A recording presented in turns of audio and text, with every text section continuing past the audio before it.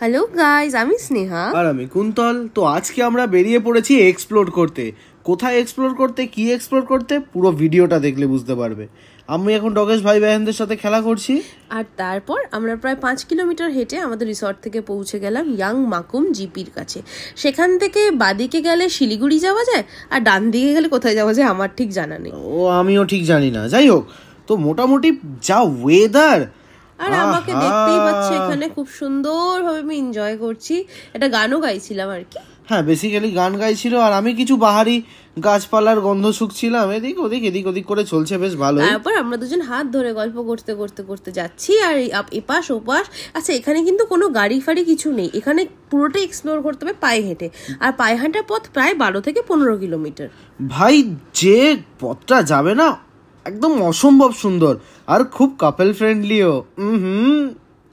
আর এই যে ডগেশ ভাই বাহেনরা, এরা আমাদের গাইড ছিল ফর দ্য ওয়ে। হ্যাঁ, ভালো কথা। এই 12 কিলোমিটার যাওয়া আসা। এক সেকেন্ড, এখানে আমার বর ভূত হয়ে ঝুলছে মাঝ রাস্তায়। আর এই ভিডিওটা যদি আমি অডিওটা দিতাম, মাই গড। না, এটা একটা খুব সুন্দর ভিডিও, মানে এর অডিওটা দেওয়া যাবে না। যদি তোমরা চাও তাহলে আমি এর আলাদা করে পোস্ট করতে পারি এর অডিওটা। আমার বর এখানে গরুদের সাথে কি কথা বলছে সেটা, you know what I mean. Sorry দাদা। তারপর আমার বর বাঁচাতে চলে গেছিল একজন ডগেশ বাহেনকে, যে সুইসাইড করার প্ল্যান করছিল। এইদিকে এই যে দুজনে মিলে ঝগড়া করে সুইসাইড করার প্ল্যান করছে। বোঝানো উচিত আমার। সেখানে আমার বড়দের বোঝানো। তারপরে আমি কিছু ক্যাথ মেরে ছবি তুললাম।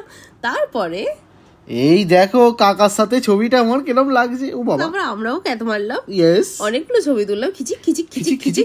তারপরে আবিষ্কার করলাম একটা পাহাড় থেকে নেমে আসা ঝর্ণাকে। এটা কিন্তু নাম না জানা ঝর্ণা ভাই, জলটা যা ঠান্ডা, আর এটা এত মিষ্টি এর জলটা। আর মনে হচ্ছে যে বরফ গলে যেরকম জলের ফ্লেভার হয় না, উরাম টাইপের ফ্লেভার, এত ক্রিস্টাল ক্লিয়ার।